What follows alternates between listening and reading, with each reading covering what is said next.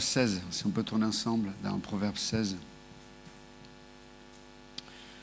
Et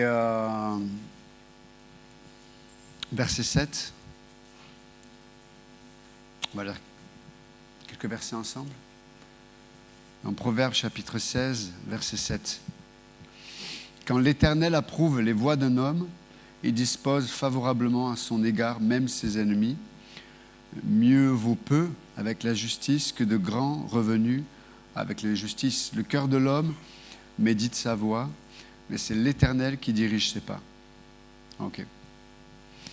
Et dans le verset 7, quand il est dit « Quand l'Éternel approuve les voies d'un homme », là il est traduit « Il dispose favorablement à son égard même ses ennemis ». Mais on va voir que la traduction limite en fait ce que le texte original veut dire.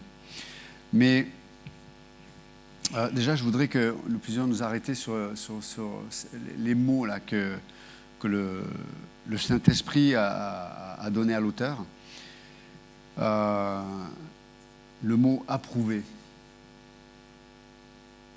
Quand l'Éternel approuve les voies d'un homme. Et on peut se poser la question... qu'est-ce que ça signifie d'être approuvé par Dieu? Vous avez posé la question à votre voisin. Qu'est-ce que ça, vous pouvez discuter. Qu'est-ce que vous comprenez par ce terme-là? Être approuvé par Dieu. Qu'est-ce que ça veut dire? Vous pouvez discuter avec la personne à côté de vous. Juste de réfléchir un peu.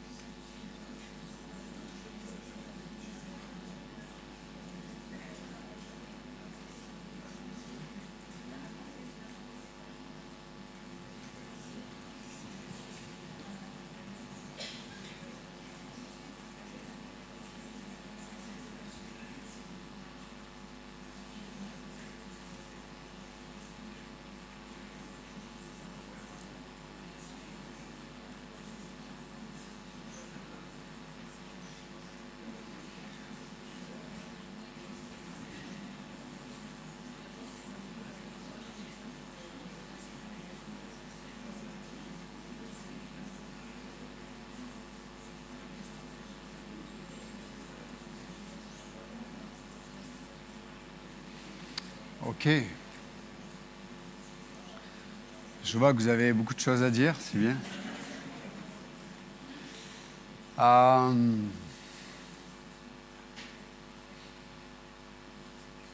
Donc c'est important quand on aborde la parole de Dieu, essayer de se poser les bonnes questions pour essayer de comprendre ce que Dieu veut nous communiquer. Et la première chose en général que j'aime faire, c'est regarder, faire une exégèse d'un mot. Et là, le mot approuvé, c'est un mot que l'on retrouve précisément pour parler des animaux qui étaient examinés pour les sacrifices. Donc on retrouve ce mot dans Lévitique chapitre 1, Lévitique chapitre 7, Lévitique chapitre 19 et Lévitique chapitre 22, en parlant des animaux qui devaient être éprouvés pour devenir des animaux de sacrifice. Et donc il y avait des critères très spécifiques. Il y avait le critère de l'âge. On ne pouvait pas sacrifier un animal s'il n'avait pas atteint un âge spécifique. Il devait avoir une couleur particulière. Si on pense par exemple au sacrifice d'Holocauste, au sacrifice pour le péché, l'animal devait avoir une couleur et il ne devait pas avoir d'autres apparitions de couleurs différentes. Donc il devait être immaculé, sans tache particulière sur son pelage. Aussi, il devait pas avoir de défaut.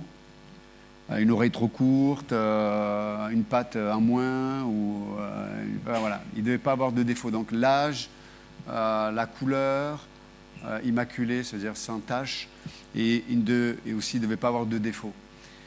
et quand on avait tous ces critères assemblés, cet animal était du coup sélectionné pour être un animal de sacrifice pour le péché. Et évidemment, on entend bien que s'il fallait réunir tous les critères que Dieu attend d'un homme pour être approuvé, le psalmiste dit, mais Seigneur, si tu comptais nos fautes dans le psaume 8, qui pourrait subsister même? Non seulement on ne serait pas approuvé, mais on serait déjà condamné. Donc d'une certaine façon, si on pouvait le traduire pour nous, c'est quand l'Éternel approuve, c'est-à-dire quand il voit les critères, et le seul homme qui a atteint les critères du Père, c'est le Fils, c'est Jésus-Christ. Donc, on pourrait aller plus loin en comprenant que chaque fois que le Père voit le Fils en nous, nous sommes approuvés. Et vous avez remarqué qu'il y a plein de situations diverses et variées dans nos vies où nous sommes appelés à manifester le Fils qui vit en nous par le Saint-Esprit. Et ça, c'est ce qui nous amène à être sur le terrain d'être approuvés par Dieu. Dans la patience, dans l'amour, dans la joie, dans le pardon, dans la fidélité, la persévérance. Et donc, quand l'Éternel approuve les voies d'un homme, okay, donc on peut dire que le Père cherche son Fils en moi. Toute situation par laquelle vous passez, les faciles, les agréables, comme les épreuves, les difficultés, les incompréhensions, le Père permet toutes ces situations afin de pouvoir révéler les expressions de son Fils dans ta vie. Donc, quand l'Éternel approuve les voies d'un homme, et les voies, on sait que ça parle aussi de nos motifs, les motifs de nos actions. C'est-à-dire que, au-delà même de l'aspect extérieur, de ce que l'on peut faire ou de ce que l'on peut dire, c'est qu'est-ce qui te motive, c'est ça en fait. Donc, quand il est dit quand l'Éternel approuve les voies d'un homme, c'est qu'il cherche dans nos motivations, dans qu'est-ce qui motive mes actions. Il cherche les motivations de son Fils. Dans Philippiens 2, il est dit que bien qu'il fût fils, il n'a pas regardé comme une proie à arracher de devenir semblable aux hommes, alors qu'il était Dieu lui-même. Et dans plein de situations de notre existence, on pourrait faire valoir ce que nous sommes. Jésus aurait pu faire valoir ce qu'il était. Il était le Créateur. Il a été la deuxième personne de la Trinité qui a agi pour la création. Dans Jean chapitre 1, il est dit que la parole était auprès de Dieu. Et c'est par cette parole que Dieu a créé ce qui existe. L'espace, le temps, l'énergie, dans tout ce que ça implique, a été façonné par Jésus-Christ. Et donc, il aurait pu venir sur terre et exiger, il avait le pouvoir, l'autorité d'exiger une reconnaissance, il aurait pu exiger une autorité et s'imposer. Mais dans Philippiens 2, il dit qu'il a eu une pensée particulière. Sa pensée, c'était quoi?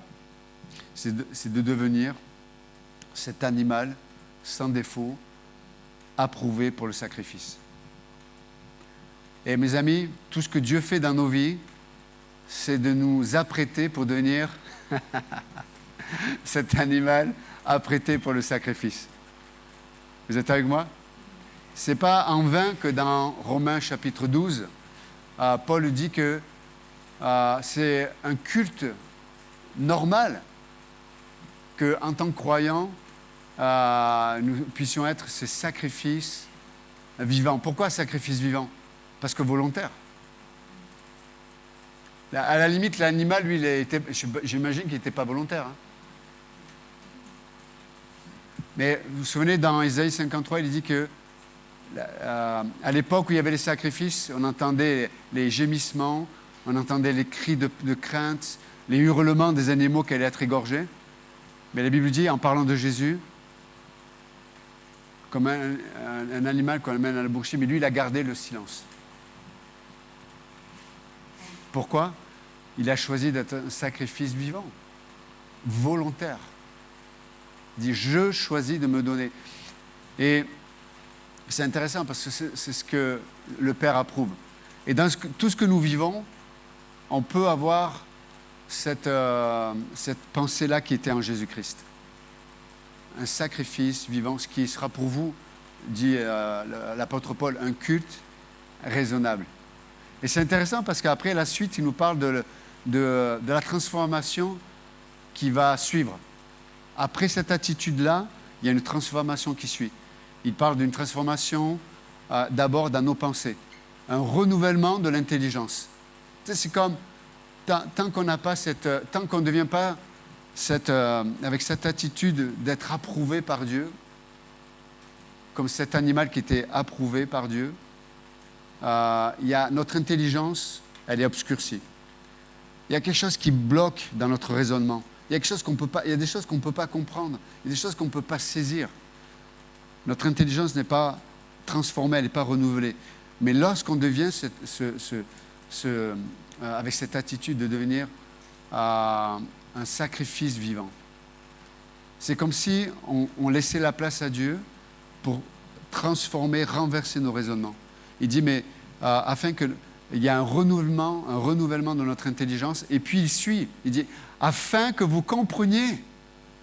Et combien de fois on est blessé, on est attristé, on est découragé, parce qu'on vit quelque chose qu'on ne comprend pas. Je dis, mais je ne comprends pas. Et du coup, le temps nous semble long. Ce que les gens font ou ne font pas nous affecte jour après jour. Mais lorsque l'intelligence est renouvelée, il dit quoi? Afin que vous compreniez quelle est la volonté de Dieu. Ce qui est bon, écoutez bien, ce qui est bon, agréable et parfait. Wow.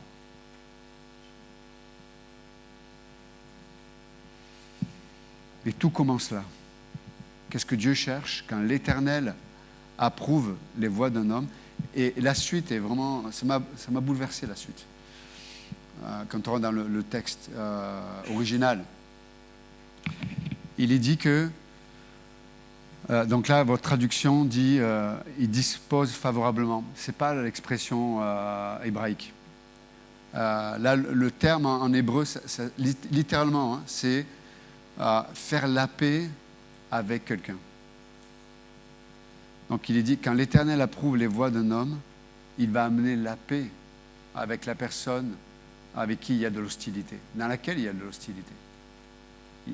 Ça va amener le shalom, ça va amener la paix. Waouh! Waouh! Vous savez, lorsqu'il n'y a pas de paix, il ne peut pas y avoir de repos, il y a beaucoup d'agitation. Quand on est agité, on essaie de trouver des voies de sortie. Vous avez remarqué ça? On se dit, mais qu'est-ce que je dois faire pour sortir de cet état? Qu'est-ce que je dois faire pour que ça aille mieux? Et en fait, c'est souvent la fuite qui devient notre solution. Mais Dieu nous dit non. La solution, c'est le repos. Et ce qui précède le repos, c'est la paix.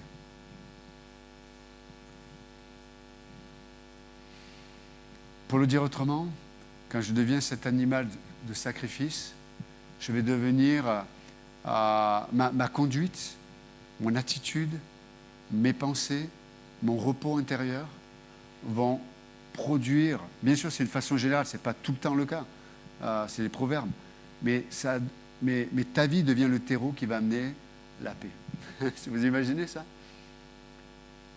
Même des fois avec la personne, tu te dis, avec cette personne-là, c'est inimaginable.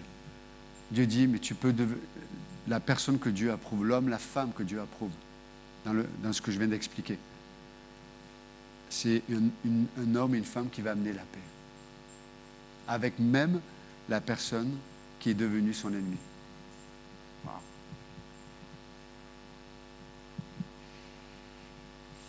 Wow. Combien de témoignages on a entendu où Dieu a changé les cœurs, a changé les regards quand on devenait cet homme ou cette femme approuvée par Dieu. Des fois, on a envie de se défendre, des fois, on a envie de parler, et Dieu dit, mais écoute la personne. Écoute ses souffrances, écoute ce que, peut-être, sans le vouloir, tu as fait. Écoute peut-être, écoute avec une oreille où tu acceptes l'injustice.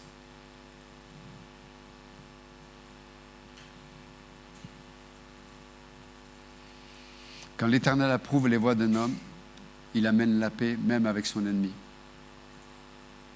Verset 8.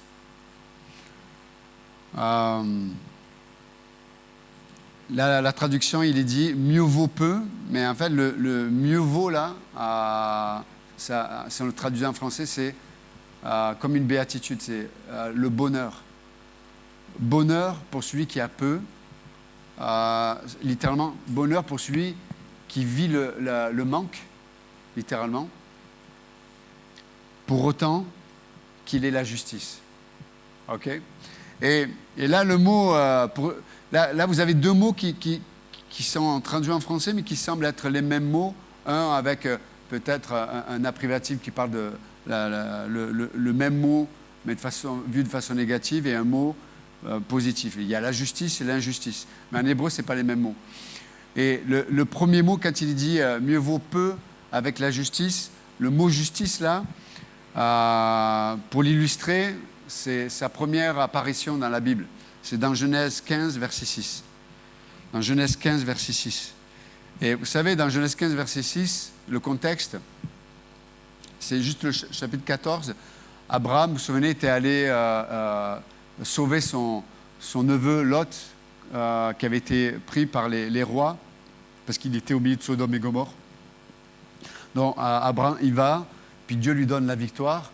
Et vous vous souvenez, il y a Melchisédek qui vient le voir, roi de Salem, et il va lui donner la dîme, et puis Melchisédek va amener le pain et le vin.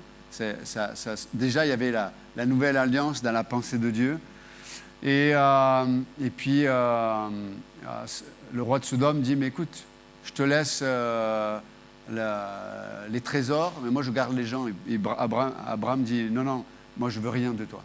Même pas un petit une petite corde de soulier, je n'en veux pas, je veux rien avoir avec toi. Et donc ça, c'est le contexte. Après, la Bible dit, dans juste le chapitre qui suit, chapitre 15, il dit, mais Dieu se souvient d'Abraham, et puis en vision, il vient le voir, il lui dit, mais je suis ton bouclier, enfin voilà, il lui fait encore des promesses. Et là, c'est drôle, parce qu'Abraham, il répond avec colère. Enfin, il est frustré, quoi. Et là, il déverse sa frustration. Donc Dieu vient lui parler en promesse, et lui dit, mais attends, tu m'avais promis que j'aurais une postérité, que j'aurais des enfants. Mais et walou, quoi. Hein, c'est la traduction moderne. Il n'y a rien. Waouh. Pourtant, il vient de vivre un miracle de victoire, de combat et tout. Mais là, il y a quelque chose au fond de lui. Il ne comprend pas le temps de Dieu. Il ne comprend pas ce que Dieu est en train de faire. Il a tout quitté avec cette promesse d'un héritage, d'un héritier. Et là, les années passent, il n'y a rien qui se passe. Donc Dieu vient le voir. Tu sais, il est presque... Les promesses de Dieu viennent le provoquer. Est-ce que ça vous arrive, ça? Vous venez à l'église, vous êtes dans des difficultés, des fois tu as une souffrance profonde, puis tu as le pasteur qui vient, qui envoie comme des flèches, comme les promesses de Dieu, et Dieu est bon, et Dieu il va le meilleur pour toi, et te dit non, ça m'énerve. Il y a que moi? Non? Ah, ok. Et donc Dieu vient en vision, il fait ses promesses, et là il est frustré, il dit mais, ok, tu m'as promis des choses, et là,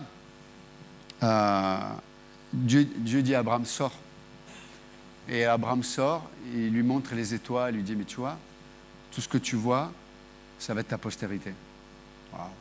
Et ce qui est extraordinaire avec l'attitude d'Abraham, c'est que dès que Dieu répond à ça, il est dit, verset 6, Abraham crut, et cela lui fut compté à justice ou imputé à justice. C'est là, et le mot justice, c'est la première occurrence, première apparition. Wow.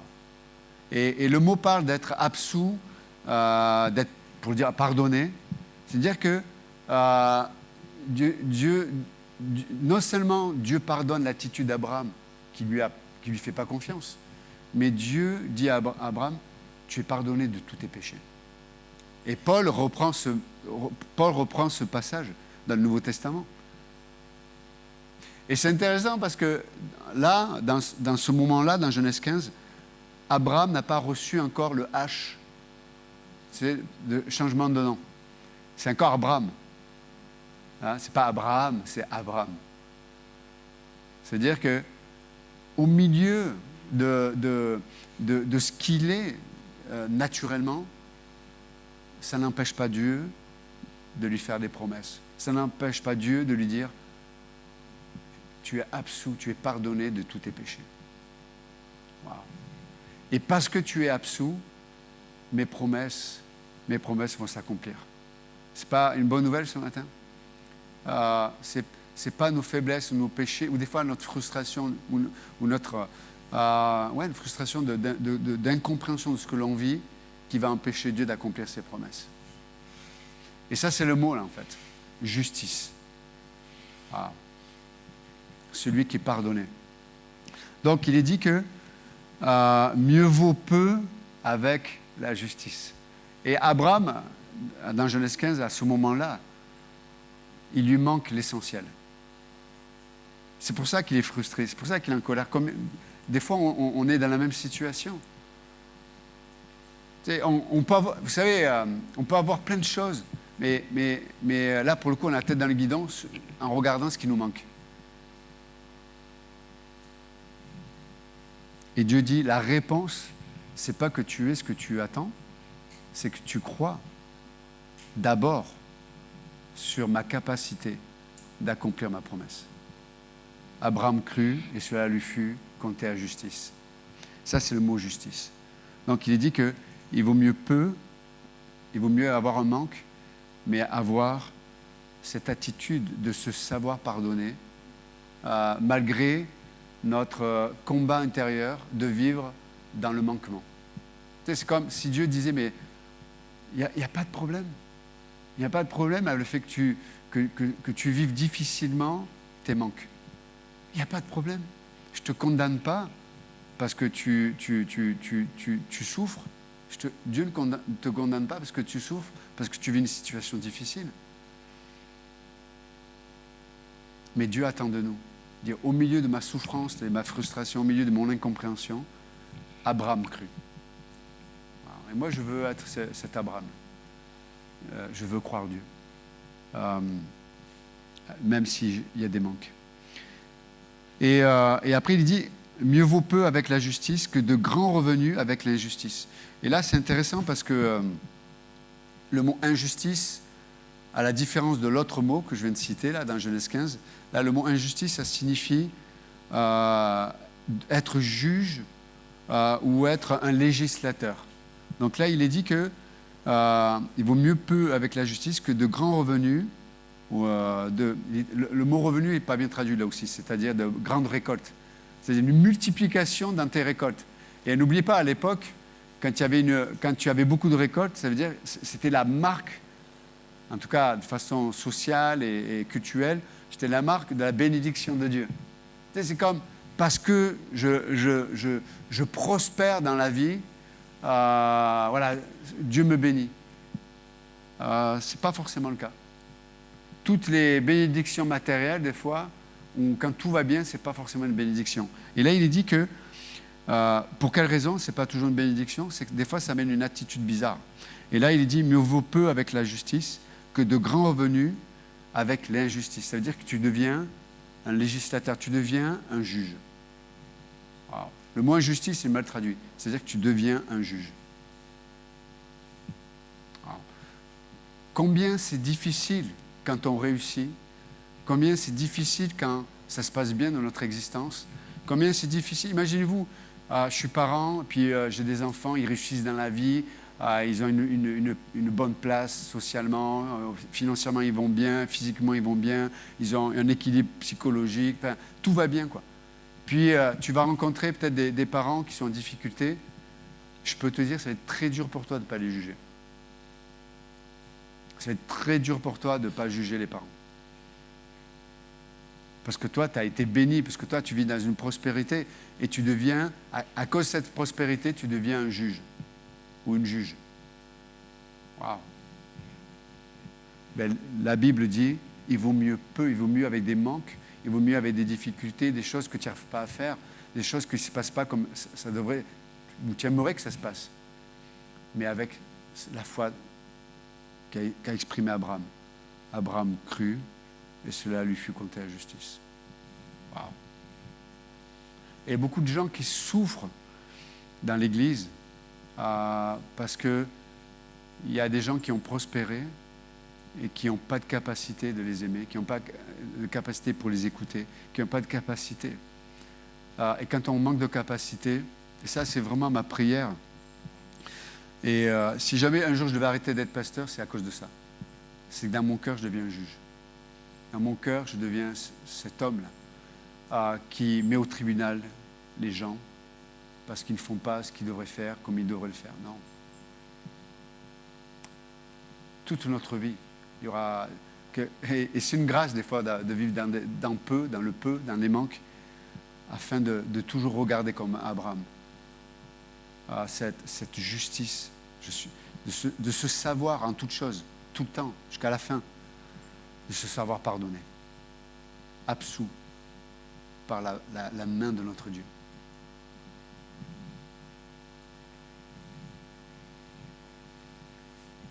Et il est dit, mais le cœur de l'homme médite sa voix. Verset 9, on va finir avec le verset 9 ce matin.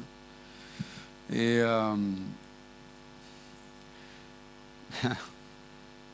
je me disais, je vous l'ai déjà dit, mais combien on aime la parole de Dieu. C'est vrai ou pas? Si on étudie, on plonge les regards dans la loi, comme dit Jacques, il dit dans la loi, vous vous souvenez, les pasteurs? La loi parfaite. La loi parfaite. Et Dieu restaure nos cœurs, nos âmes. Et une chose qui est vraiment importante dans nos vies, et des fois dans nos épreuves personnelles ou dans nos épreuves corporelles dans l'Église, sans être hyper spirituel, mais c'est important de se parler aussi, qu'il y ait toujours une place, je veux le dire comme ça, et qu'il y ait une place pour qu'on parle des problèmes, mais qu'il y ait toujours une place pour que nous puissions penser, parler autour de la parole de Dieu. Ça aide énormément. Mais le cœur de l'homme médite sa voix, mais c'est l'Éternel qui dirige ses pas. Et le mot méditer là, c'est pas le même mot hébreu qu'on retrouve dans Psaume 1, vous vous souvenez? Heureux qui médite la loi du Seigneur, etc. C'est pas ce mot-là. Le mot méditer, c'est littéralement c'est faire des projets contre quelqu'un. Il est toujours négatif ce mot en général. Enfin, en tout cas, il y a une vision négative, parce que des fois, c'est Dieu qui a des projets, il médite de faire quelque chose comme ça. Mais le cœur de l'homme médite sa voix. C'est-à-dire que le cœur de l'homme fait des projets négatifs, souvent contre des gens. Et là, le projet, quand il parle de méditer, là, il médite sa voix, c'est-à-dire que, si on devait le traduire aujourd'hui, il passe son temps à se justifier. On va le dire comme ça. Et pour se justifier, là, le mot méditer, c'est-à-dire il conclut négativement les gens qui sont un problème dans sa vie. C'est comme ça qu'il faut le comprendre. Donc, il est dit que le cœur de l'homme médite sa voix, c'est-à-dire qu'il se justifie en décrédibilisant les autres. Si je traduis. Mais écoutez bien, mais c'est l'Éternel qui dirige. Littéralement, le mot diriger, c'est établir, fixer, arranger, ordonner. C'est Dieu qui ordonne, pour le dire autrement, c'est Dieu qui dit ce qui est juste et ce qui ne l'est pas. Il dit, mais le cœur de l'homme médite sa voix, mais c'est l'Éternel qui dirige ses pas. Et le mot pas, là, je finirai cette pensée, c'est, en hébreu, ça parle du tuyau de remplissage de la lampe d'huile. Il dit, pourquoi il parle de tuyau, le pasteur, ce matin? C'est pas un plombier. Ceux qui me connaissent un petit peu ne m'appelleront jamais à l'aide pour une fuite chez eux. Okay. J'ai fait 6 mois mais vous rigolez, 6 mois de plomberie. Hein. À l'époque, avec pasteur Jean Botias, pour ceux qui l'ont connu. Bon, il a vu très rapidement que même si sur les papiers, j'aurais pu faire une grande carrière de plomberie, j'avais un problème, c'est que j'étais nul dans la plomberie. Dès que je tordais un truc, je cassais le tuyau. Bon, bref. Mais en tout cas, il m'utilisait pour faire les tranchées, vous savez, dans le béton. Je me souviens, on avait travaillé à Alès, dans les anciennes maisons des miniers. Là, les murs, je n'exagère pas, les murs, ils étaient épais comme ça, quoi. Et donc, moi, je passais pendant 6 mois, je perçais, je faisais des trous dans le mur. Ça, c'est pas mal, ça. Quand il faut casser, percer, il n'y a pas de problème. Mais en tout cas. Mais là, on parle de tuyaux. Oui, voilà, vous m'encouragez, je m'en vais dans des trucs là. Je vous raconte ma vie, mais en tout cas. Tuyaux de remplissage de lampes à huile. C'est ça le mot là. Et c'est intéressant, mais c'est l'Éternel qui ordonne le passage de la vie, en fait. C'est-à-dire, quand tu acceptes comment Dieu voit la chose, quand tu acceptes ce que Dieu... Et vous savez, dans notre concept, des fois, ça nous semble tellement injuste. Enfin, ça nous énerve des fois, ce que Dieu fait. Ça vous arrive ou pas? Mais quand tu acceptes ça, Dieu amène... les pas que tu vas faire vont être un élément qui va amener la vie, qui va être un témoignage, qui va être un exemple. Et c'est pour ça que je parlais tout à l'heure du pasteur Bionneau. Je dis, mais quand je l'écoutais là, il est ce tuyau de remplissage de lampe à huile. Tu dis, waouh, j'aime son humilité, je veux apprendre, je veux grandir. Et il y a des gens qui nous inspirent comme ça. Et là, c'est ça en fait. Le cœur de l'homme médite sa voix, il est occupé avec lui-même, il se justifie en décrédibilisant les autres, mais c'est l'Éternel qui dirige les pas. C'est-à-dire que quand tu acceptes ce que Dieu met devant toi, ta vie devient une lumière pour les autres. Ta vie devient un repère pour les autres. Et ça, c'est glorieux, non? Et du coup, Dieu ordonne ta vie et elle devient cette lumière au milieu des ténèbres. Donc, merci Seigneur encore pour ta parole ce matin. Te prions pour que la semence que tu as envoyée ce matin puisse trouver une place dans mon cœur, dans mes pensées, dans mes priorités, dans mon quotidien. On va repartir dans notre quotidien de la semaine, nos activités, nos responsabilités. Mais que cette parole qu'on a entendue, celle qui venait de toi, puisse continuer à avoir un écho dans mon cœur et dans mon âme. S'il te plaît, Seigneur.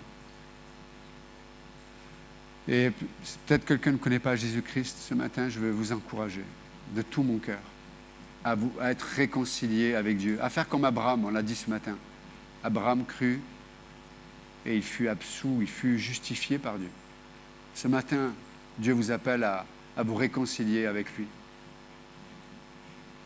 À la croix, Jésus-Christ a crié, avec les dernières forces qui lui restaient, il a crié, mais pardonne-leur, Père, ils ne savent pas ce qu'ils font. Et puis en finalité, tout est accompli. Ce matin, Dieu t'a pardonné en Jésus-Christ. Dieu a pardonné ton passé. Dieu a pardonné des actes que tu as commis.